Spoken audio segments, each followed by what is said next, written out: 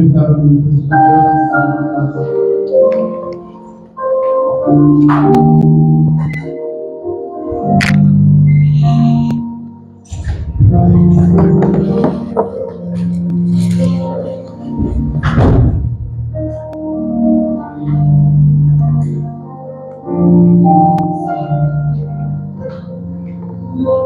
te rendons toute la gloire, Seigneur. Merci pour ce que tu fais. Merci pour ce matin. Merci pour ta présence. Merci parce que tu nous as fait du bien pendant ces instants d'adoration, Père. Nous te rendons encore toute la gloire, Papa. Que ton nom soit élevé, ton nom soit béni au nom de Jésus. Maintenant que nous voulons écouter ta parole, Seigneur, parle-nous par ta parole, Seigneur. Que nos cœurs soient encore transformés en ton image, Seigneur Jésus. Papa, que la gloire te revienne encore une fois de plus, au nom de Jésus. Amen. Amen. Tu peux acclamer pour le Seigneur.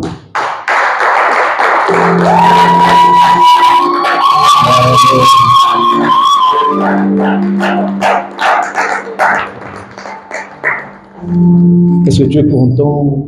Tu es dans la joie d'être là ce matin? Tu es dans la joie. Merveille, tu es dans la joie. Mais tu peut-être vous pouvez juste diminuer le lourd, augmenter un peu. C'est trop lourd, ma voix. Que le Seigneur soit béni. En ce matin, le Seigneur veut encore nous faire du bien par sa parole. Et le thème de ce mois, on le connaît tous, c'est Dieu se révèle à son Église. Pourquoi il se révèle à son Église? Point d'interrogation. Comment il se révèle à son Église? Point d'interrogation. Mais la chose encore la plus importante que le Seigneur veut nous dire ce matin, c'est que il veut faire que nous puissions prendre garde. Le Seigneur veut que nous puissions réellement saisir sa révélation. Parce que parfois il se révèle, mais les gens n'arrivent pas à le percevoir. Les gens n'arrivent pas à saisir sa révélation. Alors il y a un état dans lequel nos esprits se mettent souvent et qui ne nous permet pas de pouvoir bien saisir la révélation divine. Voilà pourquoi le thème de ce matin, le Seigneur nous dit simplement, n'ayez pas l'esprit alourdi. N'ayez pas l'esprit alourdi. Nous allons lire deux textes de base. Le premier texte se situe dans le livre de Luc, le chapitre 21, verset 34 au verset 36. Luc 21, 34 à 36. Le deuxième texte, c'est Ésaïe 29, 9 à 13. Tu peux dire à ton voisin, n'aie pas l'esprit alourdi. Non, pose-lui la question, c'est quoi l'esprit alourdi? Il a donné la réponse. N'aie pas l'esprit alourdi. Par la grâce de Dieu aujourd'hui, peut-être je ne veux pas durer.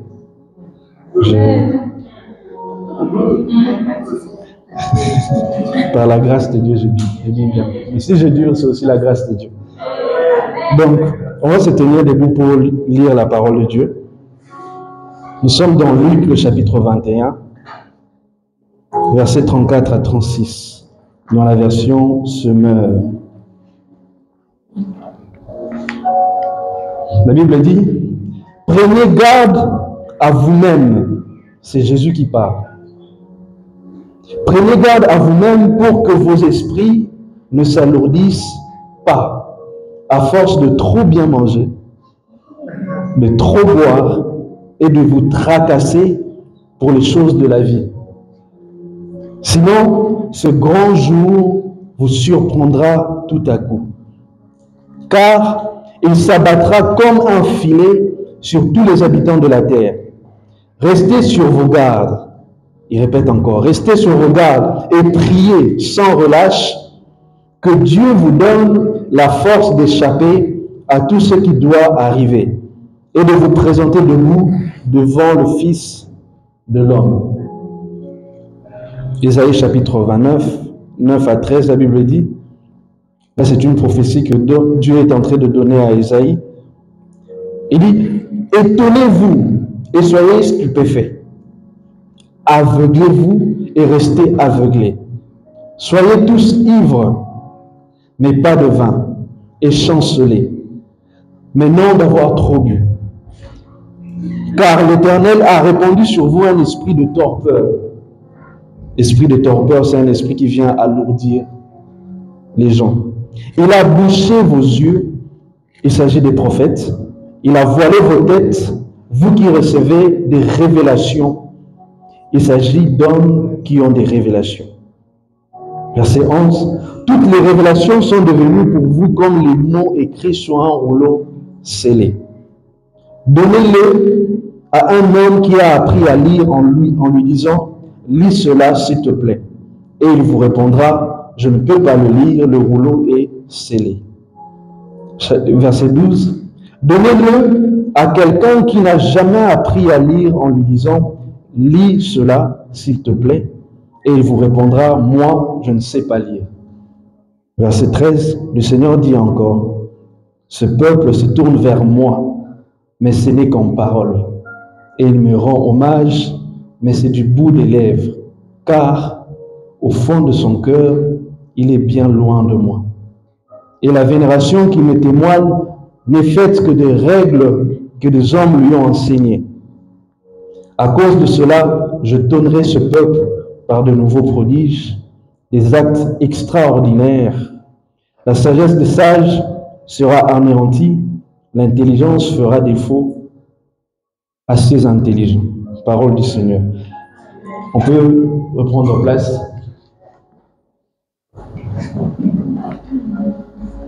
N'ayez pas l'esprit alourdi. Au vu des différents textes et par rapport à la vision biblique, c'est quoi un esprit alourdi? Un esprit alourdi, c'est un état intérieur. Un état intérieur où la sensibilité spirituelle de l'homme est réduite. C'est ça un esprit lourd.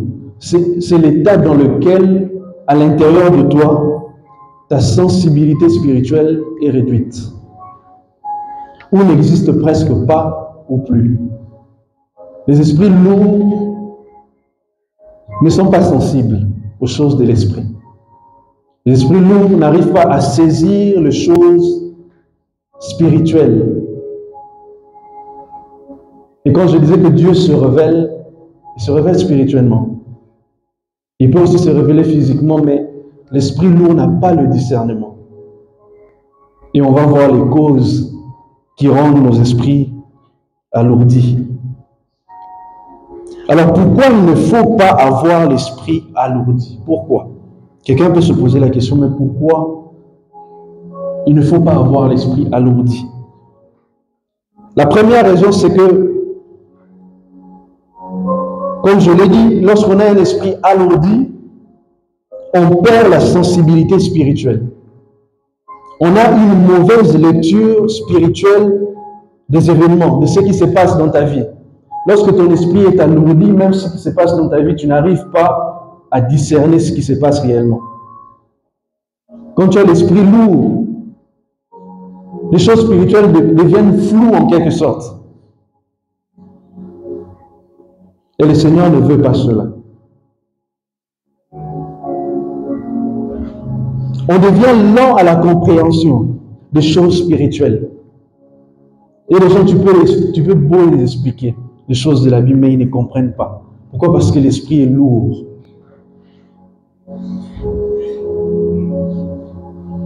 Et cela freine notre progression dans la foi. Puisqu'on grandit dans la foi en grandissant dans la révélation du Seigneur, en grandissant dans la révélation de sa parole, de la connaissance divine. Et lorsque l'esprit devient lourd, Cela fait en sorte que ta marche chrétienne est ralentie. Ta progression dans la foi est ralentie. Et vous verrez bien qu'il y a des gens dans les églises qui ont passé 20 ans. Ils sont les mêmes. Ils ne progressent pas spirituellement. Des gens qui vont passer 5 ans, 2 ans, 10 ans. Ils sont toujours des bébés. Pourquoi? Parce que quelque part, ils ont une lourdeur spirituelle. Je me rappelle bien, quand j'étais parti au pays, en 2023, il y avait les enfants de l'Écodine qui parlaient en langue. Ils priaient, il y avait la manifestation de l'Esprit. Mais j'ai déjà rencontré cette histoire. Hein. Il y a un jeune homme, un adulte, hein, ça fait longtemps qu'il est à l'église, ça fait peut-être 10 ans, 11 ans. Voici ce qu'il va dire. Il va dire que le parler en langue des enfants, là, c'est du mensonge, quoi. Le véritable parler en langue, c'est celui du pasteur. Et quelle compréhension des choses, quoi. Vous voyez comment un esprit alourdi fait en sorte que même la compréhension des choses spirituelles devient difficile, au fait. Tu peux passer 10 ans, 20 ans à l'église, mais quand tu as l'esprit lourd à tout moment, tu n'as pas le discernement des choses spirituelles. Le contraire de l'esprit lourd, c'est l'esprit léger. Celui qui a un esprit léger a la facilité de discerner les choses. Même si une personne se met à prophétiser ici, l'esprit léger peut discerner, peut savoir que ça c'est pas Dieu, ça c'est Dieu. Mais lorsqu'on a l'esprit lourd, on n'arrive pas à discerner mieux les choses spirituelles. Hébreux chapitre 5, le verset 11 au verset 12. Hébreux chapitre 5, 11 à 12. La Bible va dire, c'est un sujet sur lequel nous avons bien de choses à dire et qui sont difficiles à expliquer, car vous êtes devenus lents à comprendre. L'homme aux Hébreux ici, il parle aux Juifs qui sont chrétiens. Et quand vous lisez chapitre 6, vous verrez que ces personnes-là même sont à l'église, sont des personnes qui servent Dieu. Sont des personnes, c'est pas comme s'ils étaient dans le péché, mais le poids de leur esprit fait en sorte qu'ils n'arrivent pas à comprendre bien les choses de Dieu. Et ça donne encore le travail aux apôtres de revenir sur le rudiment de la foi chrétienne. Pourquoi? Parce que l'esprit devient lourd. Et on va voir les causes vraiment qui font en sorte qu'on devient lourd à comprendre les choses divines. La deuxième raison, j'ai déjà parlé de ça aussi, c'est que lorsqu'on a l'esprit alourdi, on peut voir la révélation divine. Je dis bien qu'on peut voir la révélation divine sans la percevoir. Deux choses différentes. On peut voir sans percevoir. On peut entendre la révélation divine sans comprendre. La preuve, c'est que les gens qui sont dans ce monde, les gens de ce monde, ceux qui ne sont pas chrétiens, ont l'esprit alourdi et même endormi, même mort. Voilà pourquoi lorsque vous parlez de Jésus, Jésus et Dieu, c'est comme de la folie, ils ne peuvent pas comprendre. L'esprit est trop lourd. Ils ne peuvent pas comprendre ça. Et il faut que le Seigneur puisse réveiller leurs esprits, rendre légers, pour qu'ils puissent comprendre les choses de Dieu. Donc ça ne sert à rien de débattre avec certaines personnes qui ont des esprits lourds. Vous essayez de convaincre une personne que Jésus est Dieu. Il faut prier pour que la personne ait la révélation. Si la personne a la révélation, là la personne peut comprendre. Mais lorsque l'esprit de la personne est alourdi, la personne ne peut pas comprendre en fait. Et ceux qui sont en Christ ont eu la grâce d'avoir l'esprit léger.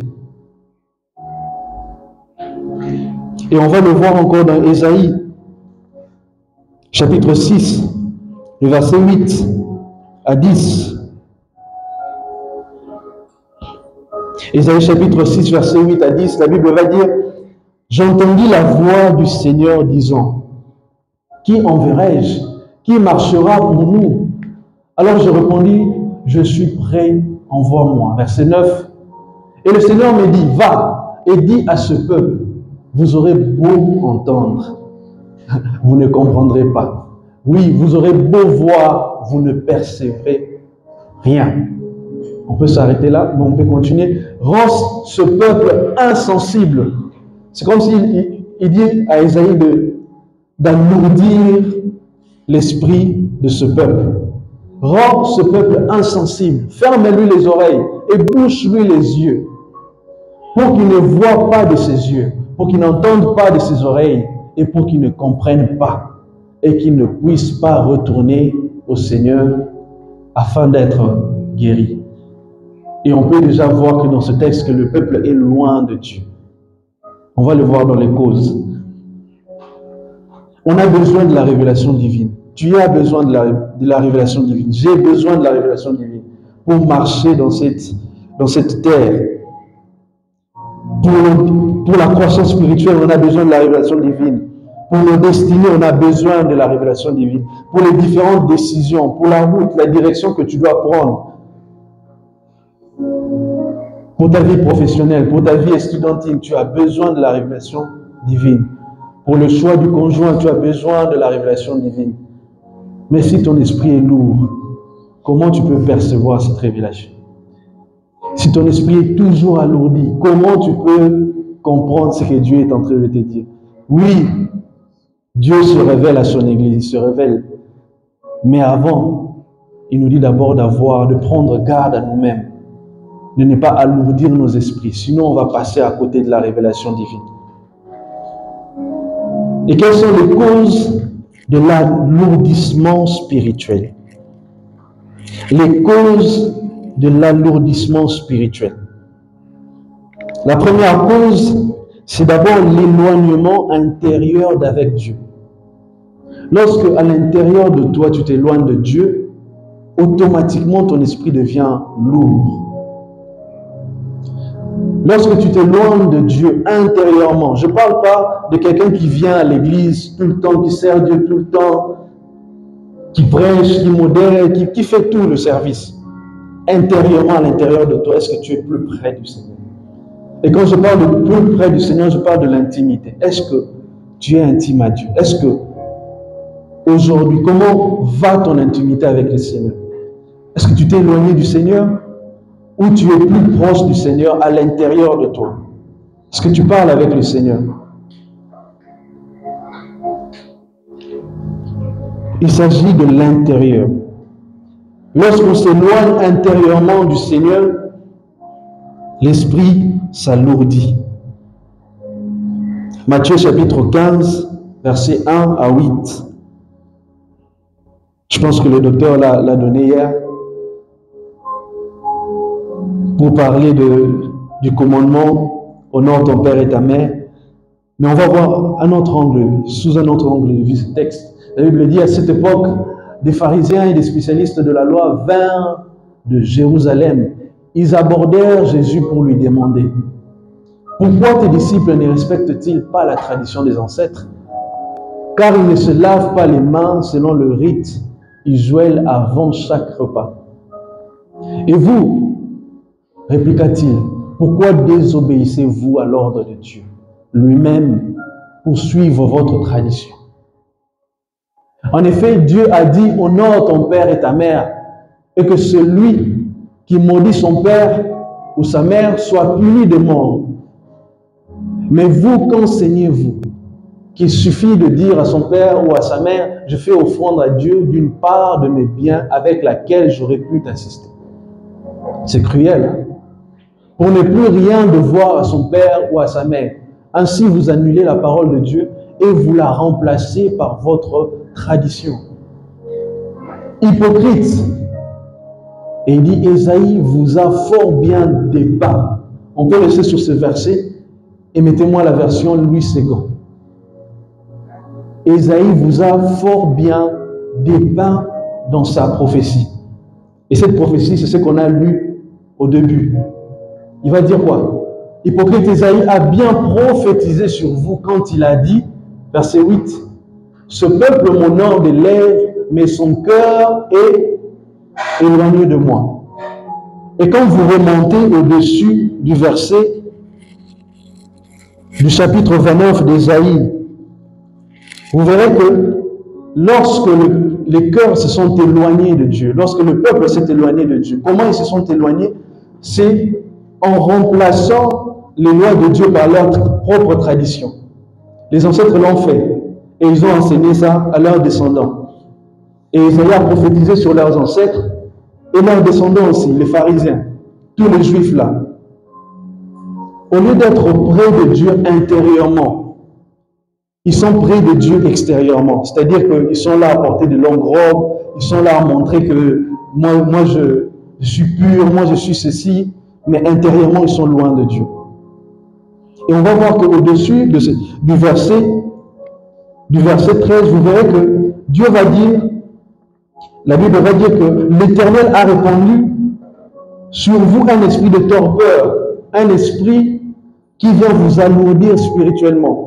La conséquence de leur éloignement fait en sorte que Dieu répand un esprit qui les alourdit spirituellement. Un esprit qui vient, c'est comme si, comme je dis, l'alourdissement, c'est cette perte de sensibilité spirituelle. Et quand on parle de perte de sensibilité spirituelle, on voit les sens de ton esprit. On a combien de sens? 5 sens. Les mêmes sens se répètent spirituellement. On peut lire Ésaïe chapitre 29, le verset 10. Et vous verrez que les 5 sens même vont être bouchés. Il va envoyer un esprit qui va venir prendre les yeux du peuple d'Israël et les boucher les oreilles. Je veux faire qu'on puisse le lire. Il dit, car l'Éternel a répandu sur vous un esprit de torpeur, il a bouché vos yeux. Vous voyez, le premier sens, la vue. Donc, on bouche vos yeux spirituellement, vous ne pouvez pas voir. Vous êtes alourdis. Il s'agit des prophètes. Il a voilé vos têtes. Lorsqu'on voile la tête, ça veut dire que même les oreilles ne peuvent plus entendre, le nez ne peut plus sentir, la bouche ne peut plus recevoir le goût. Donc, on bloque déjà 4 sens. À moins qu'un esprit vous touche comme ça, là, vous pouvez sentir. Mais on vous rend insensible à la voix du Seigneur. Pourquoi? Parce que vous vous êtes éloigné intérieurement. Israël s'est éloigné intérieurement. Et vous verrez qu'ils vont vivre la conséquence de cet éloignement. Depuis qu'ils ont changé les lois en des traditions, ils commencent à respecter les traditions, ils sont plus proches de Dieu. Vous voyez que ceux qui étaient proches de Dieu n'avaient pas l'esprit voilé, ils n'avaient pas l'esprit alourdi. Ceux qui se rapprochaient intérieurement de Dieu, le voile était ôté. Mais ceux qui étaient loin intérieurement, ils étaient toujours en train de suivre les traditions, ne fais pas ceci, ne fais pas cela. Leurs esprits étaient alourdis. Et ça a eu des conséquences. Ça a eu des conséquences. Jean le chapitre 1, le verset 9, le verset 10. J'ai dit que l'une des conséquences lorsqu'on a l'esprit alourdi, c'est que on peut voir la révélation de Dieu sans percevoir cette révélation. On peut entendre sans comprendre. Et Jean le chapitre 1, le verset 9 à 10, la Bible va dire, celle-ci était la véritable lumière, celle qui, en venant dans le monde, éclaire tout être humain.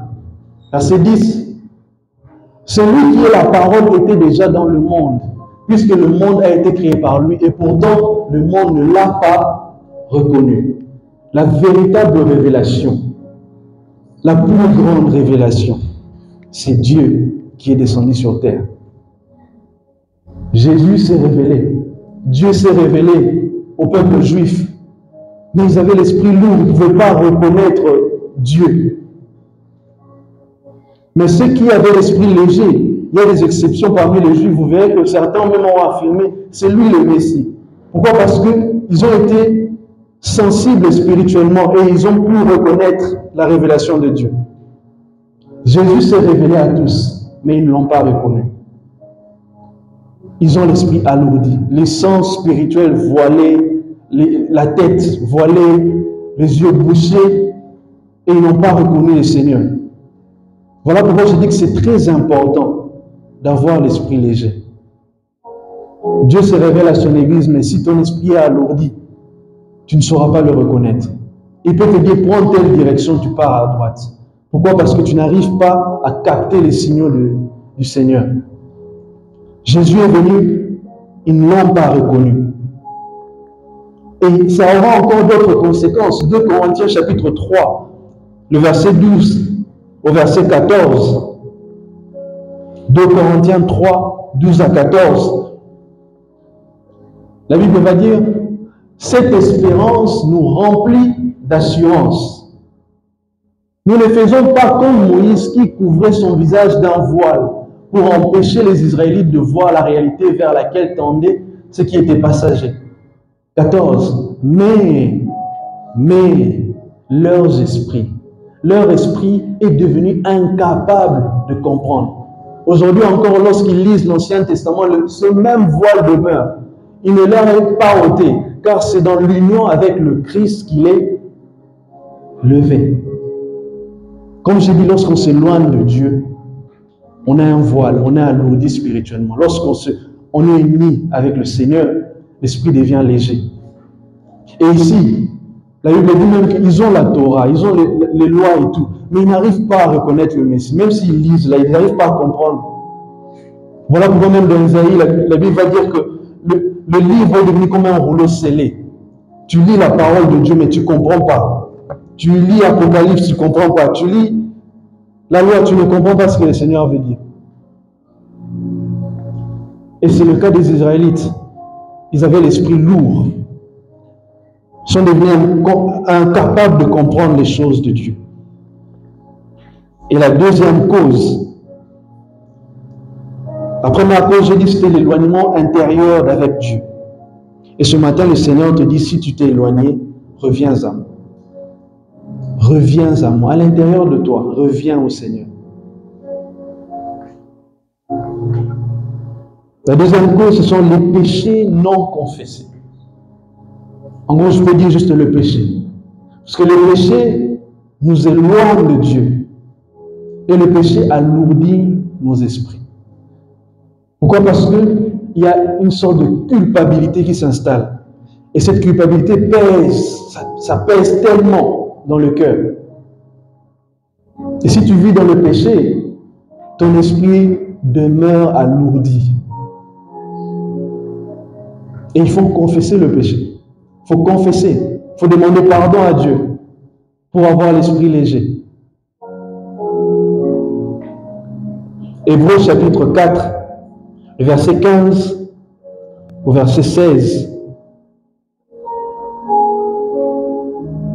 Ce que j'aime, c'est que la bonne nouvelle, c'est que Dieu en a fini avec le péché à la croix. Il a fini avec cette affaire du péché. Tous les péchés d'hier, d'aujourd'hui, de demain, ce n'est pas pour vous envoyer pécher, mais c'est juste pour vous donner l'assurance que tout a été payé. Et le Seigneur a cloué le péché à la croix. Qu'est-ce qui nous empêche aujourd'hui de nous approcher du Seigneur? Est-ce que c'est cette culpabilité-là qui t'empêche de revenir au Seigneur? Mais le Seigneur te dit, dans Hébreux chapitre 4, verset 15 à 16, il dit, en effet, nous n'avons pas un grand prêtre qui serait incapable de se sentir touché par nos faiblesses. Au contraire, il a été tenté en tout point comme nous le sommes, mais sans commettre de péché. Verset 16, il dit, approchons-nous donc du trône du Dieu de grâce avec une pleine assurance. Approchons-nous donc du trône du Dieu de grâce avec une pleine assurance. Que rien ne puisse t'empêcher de pouvoir t'approcher de Dieu. Le voile a été déchiré. L'entrée dans le lieu très saint nous est offerte. Alors, approche-toi de Dieu. Peu importe ton état, approche-toi de Dieu. Approche-toi de Dieu. Le Seigneur ne va pas te rejeter. Il t'accueillera. Puisque le grand prêtre a déjà payé le prix. Il a déjà présenté les sacrifices. Et approche-toi de lui pour avoir l'esprit léger. La troisième cause, et ce n'est pas la moindre, ce sont les inquiétudes. Ou encore les fardeaux non remis au Père. On peut avoir des inquiétudes, mais il faut s'en débarrasser. On peut avoir des fardeaux dans le cœur, mais il faut s'en débarrasser. Les inquiétudes de la vie. Demain, qu'est-ce que je vais manger? Demain, qu'est-ce que je serai?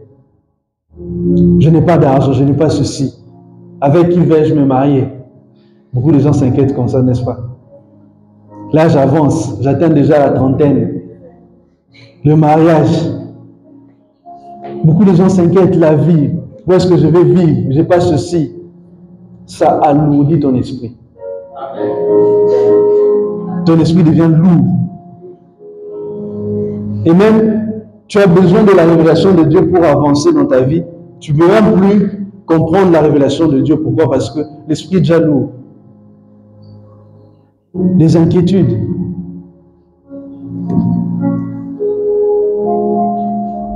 Luc 21, on l'a lu, hein? Luc 21, 34 à 36. Il dit, prenez garde à vous-même pour que vos esprits ne s'alourdissent pas à force de trop bien manger, de trop boire et de vous tracasser pour les choses de la vie. Plus on s'inquiète, plus l'esprit s'alourdit.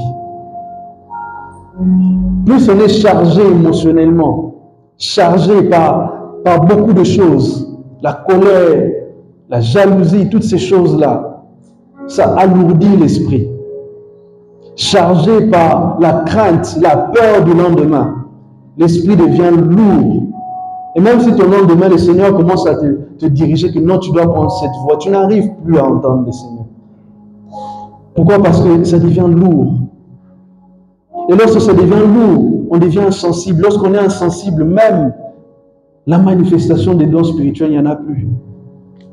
Comment tu vas manifester quelque chose que tu ne reçois plus? Ou bien que tu reçois, mais tu n'arrives pas à bien percevoir ce que tu reçois. Et donc, sortons des inquiétudes. On peut s'inquiéter, on peut avoir des fardeaux, mais le Seigneur dit, venez à moi, vous tous qui êtes chargés et fatigués. C'est un exercice de tous les jours. Quand tu te sens fatigué, quand tu te sens chargé par la vie, quand tu sens vraiment que là, ça ne va pas, va déposer tout chez le Seigneur. Un exercice de tous les jours. Peu importe, même si c'est quelque chose que tu peux trouver banal, partage au Seigneur. Dis à Dieu, Seigneur, je te donne ça et fais-lui confiance. Arrête de t'inquiéter. 1 Pierre chapitre 5, le verset 7. 1 Pierre chapitre 5, le verset 7. Il va dire, déchargez-vous sur lui de tous vos soucis, car il prend soin de vous. Déchargez-vous. N'amassez pas beaucoup d'émotions, de soucis. Je dois faire ceci, je n'ai pas encore fait. Il y a ceci, il y a ça, il y a ça. Vous n'êtes pas encore marié, vous n'avez pas encore des enfants. Mais les soucis pèsent. Et quand vous serez responsable, ça sera comment? Responsable d'une famille. On chasse l'enfant de l'école. Il revient, papa. Papa, on doit payer les frais scolaires. Après, un autre vient, papa, je n'ai pas encore mangé depuis le matin. Un autre vient. Ça, c'est pour ceux qui en auront beaucoup. Hein. Un autre vient. Papa, je veux ça, je veux ça, je veux ça. Après, la belle-mère appelle. Toi, ça fait longtemps que tu nous appelles. Hein? Tu t'occupes plus de nous. Après, c'est ta femme qui te dit, tu passes plus assez de temps avec moi. Tu es loin de moi. Après, ta propre mère t'appelle. Tu m'avais promis quelque chose. Tout ça, ça pèse. Et tu vas voir une personne du jour au lendemain, boum, AVC. C'est quelque chose de sérieux. Parce que ça pèse dans le cœur. L'esprit devient tellement lourd. Et même dans le proverbe, on dit que l'esprit abattu dessèche les eaux. L'esprit lourd n'a pas de conséquences juste sur la sensibilité spirituelle, mais a des conséquences même sur le corps. Un esprit lourd dessèche les eaux. Tu regardes le visage d'une personne, ce n'est plus un guébou. C'est devenu seulement comme ça. Le Seigneur veut que nous puissions avoir l'esprit léger, être libre à l'intérieur de soi. Peu importe les pressions de la vie, tu es léger. Quelqu'un qui ne s'inquiète même pas du lendemain. Quand l'inquiétude vient, il remet directement au Père. Je te fais confiance. Même si je n'ai pas encore le master là, mais je te fais confiance. Même si je n'ai pas encore ça dans ma vie, je te fais confiance. Ayez l'esprit léger, intérieurement. Pas beaucoup d'inquiétude. Pas même d'inquiétude. Et parfois, pour arrêter de s'inquiéter, et regardez ce que le Seigneur va dire dans Josué chapitre 1, le verset 9. Il va dire, je t'ai donné cet ordre. Prends courage et tiens bon. Dieu sait que Josué doit conquérir Canaan. Mais s'il a peur, s'il se fraye, il ne peut pas avancer. Et il dit, prends courage. Prendre courage, c'est le fait de te fortifier toi-même à l'intérieur. À l'intérieur de toi, tu te dis, je vais y arriver. Je te dis, je suis capable de le faire. Et même si ça ne marche pas, il y aura toujours quelque chose d'autre. Je le ferai. Ayez des pensées positives. Ça allège l'esprit. Prends courage. Et le Seigneur te dit ce matin encore, prends courage. Tiens bon. Tiens bon. Ne crains rien et ne te laisse pas effrayer. Pourquoi? Parce que moi, l'Éternel, ton Dieu, je serai avec toi. Pour tout ce que tu entreprendras. Tu n'es pas seul dans ta vie. Dieu est avec toi. Peu importe les soucis, peu importe les choses qui peuvent te tracasser, Dieu est là avec toi. Et il marche avec toi. Il dit, je suis avec toi dans tout ce que tu entreprends. Tu entreprends de finir tes études, il est avec toi. Tu entreprends de te marier, il est avec toi. Tu entreprends de pouvoir avoir des business, de pouvoir travailler, il est avec toi. Dans tout ce que tu entreprends, il est là. Pourquoi s'inquiéter?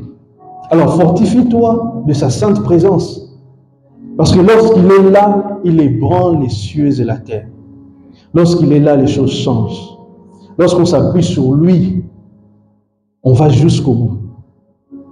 Le Seigneur est là. Arrête de t'inquiéter. La quatrième cause et la dernière, la liste n'est pas exhaustive. Il y a plein de choses qui peuvent alourdir nos esprits. Mais la quatrième chose, on le voit aussi dans Luc 21. Il dit, faites bien attention à vous-même, de peur que votre cœur ne devienne insensible. Ça, c'est une autre version qui le dit. Au milieu des excès du manger et du boire. La quatrième cause, c'est l'excès des plaisirs de ce monde.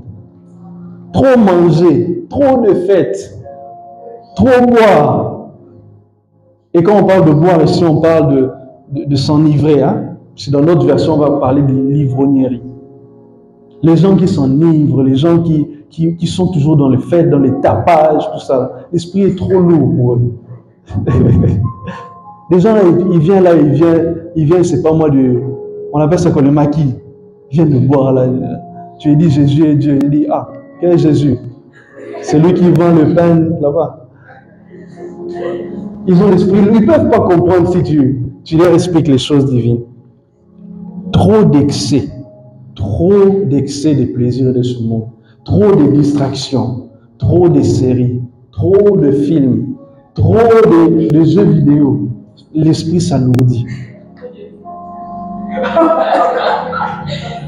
On n'a pas interdit cela.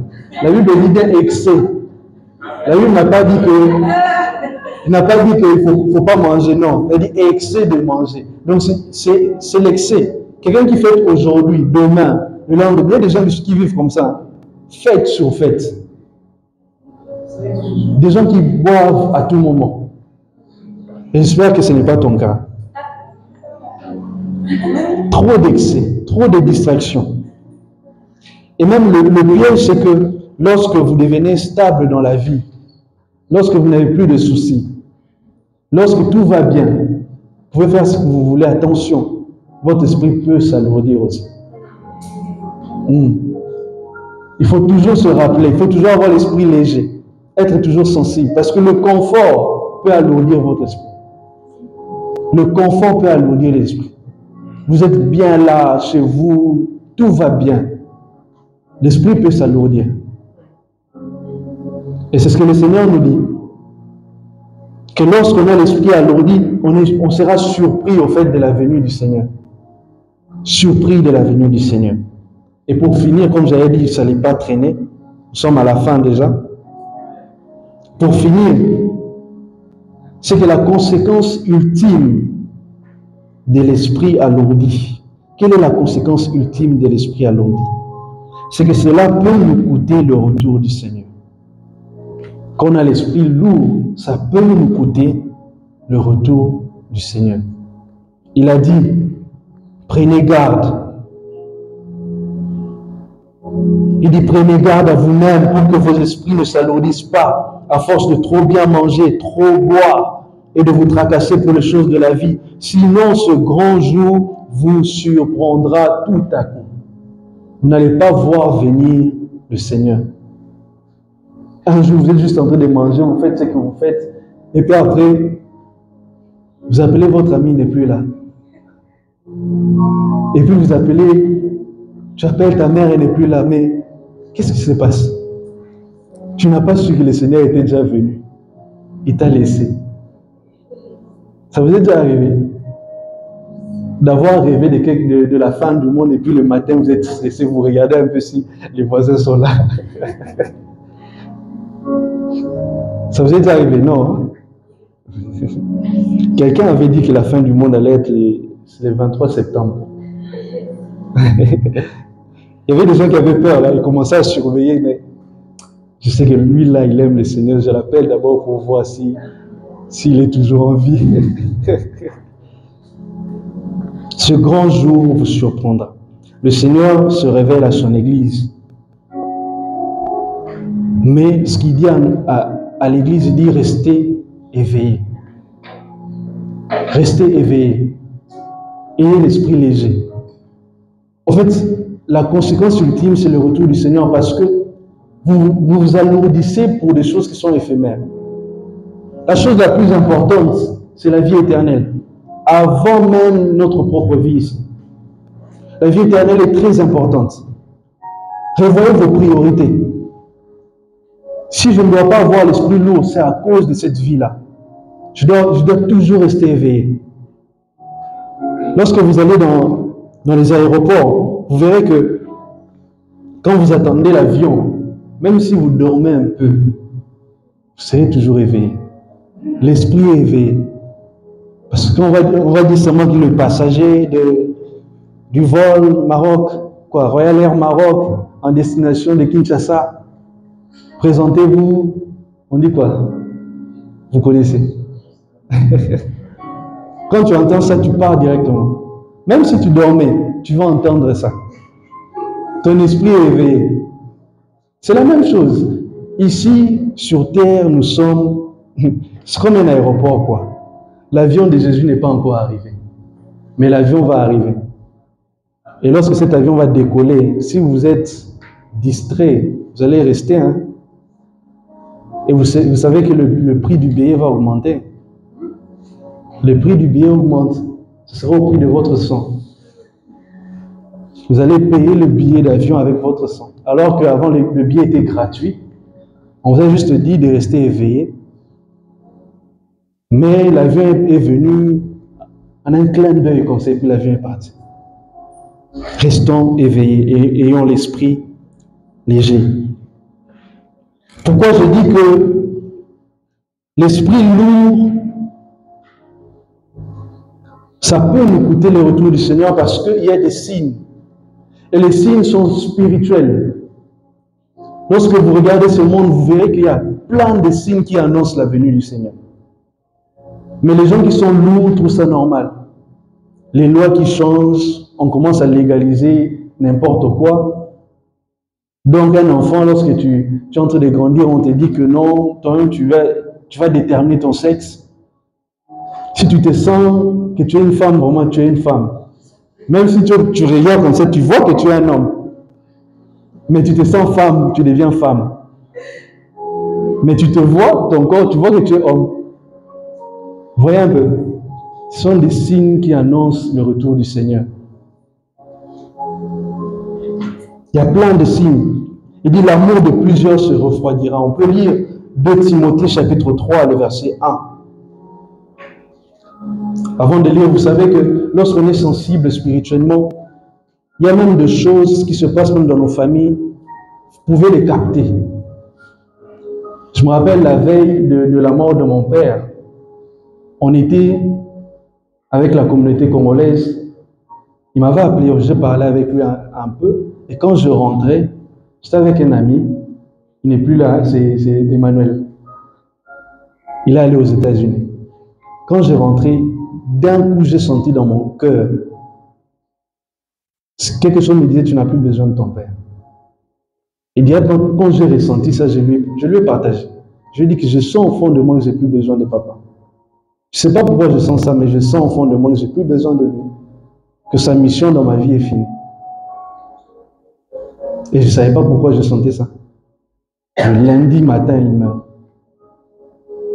Mais après, c'est après que je comprends que le Seigneur m'avait déjà prévenu. Et lorsque vous êtes sensible, vous pouvez repérer des choses comme ça.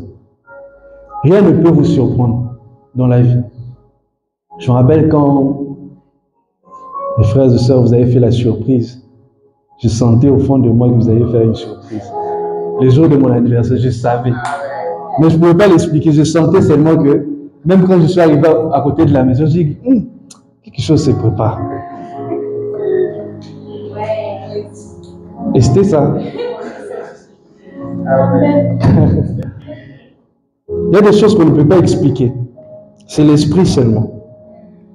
Et 2 Timothée 3, le verset 1, il dit, sache bien que dans la période finale de l'histoire, les temps seront difficiles. Regardez les signes. 2. Les hommes seront égoïstes. Les hommes sont égoïstes aujourd'hui. Les gens veulent gagner. Ils veulent tout pour eux, pas pour les autres. Vous savez qu'on a dit que si on réunissait tout l'argent de ce monde et qu'on partageait équitablement avec il y a combien d'habitants? 7 milliards ou 8 milliards. On prend tout l'argent qui existe, on partage équitablement. Tout le monde serait à un bon niveau. Vous savez ça?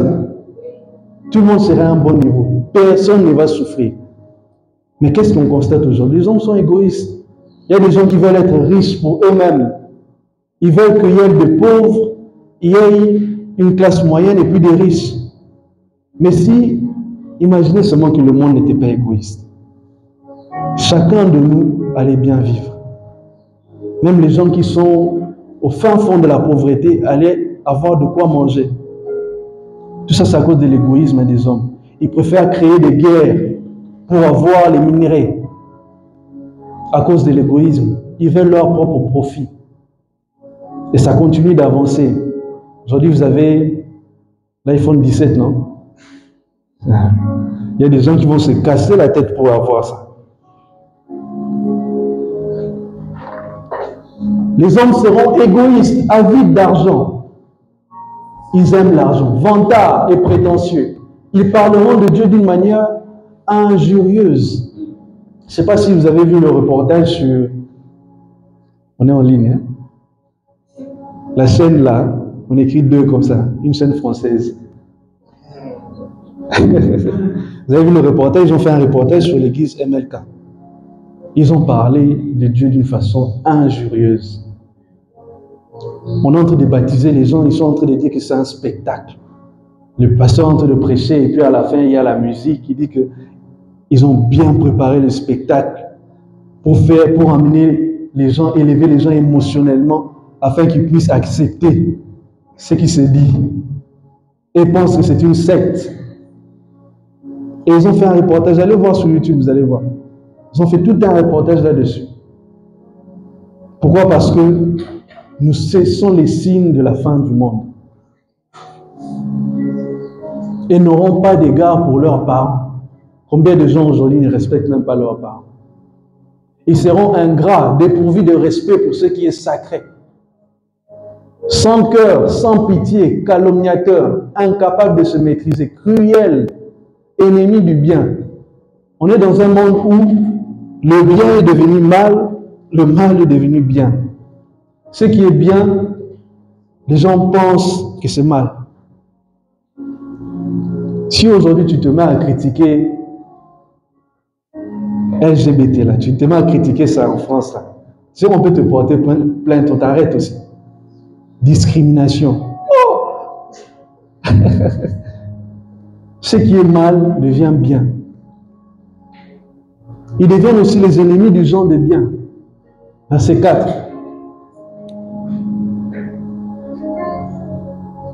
Emportés par leur passion et enflés d'orgueil, ils seront prêts à toutes les trahisons. Ils aimeront le plaisir plutôt que Dieu. Et aujourd'hui, le Seigneur nous invite à avoir l'esprit léger pour détecter ces signes-là. Et je pense que c'est une réflexion personnelle. Je pense que ceux qui seront éveillés, si par exemple le Seigneur vient à 5 heures, très proche de 5 heures, là, ils vont les sentir. Pourquoi? Parce que quand vous lisez la parole de Dieu, il y a des indices qui montrent que les signes seront très, très visibles, même aux abords de sa venue. Ça sera tellement clair pour ceux qui seront éveillés. Ils vont se dire, bientôt il va arriver. C'est dans peu de temps. Et Jésus va même le dire, hein, Luc 21, plus haut. Il va lui dire que quand vous voyez les figuiers et tout ça là, vous savez que c'est la bonne saison. Vous savez que bientôt c'est l'été. Pourquoi? Parce que vous arrivez à discerner cela. Et lorsque on a l'esprit léger, on arrive à discerner les choses spirituelles, on verra que Jésus est à la porte. Il faut se préparer. Il faut mener une bonne vie. Que le Seigneur bénisse sa parole.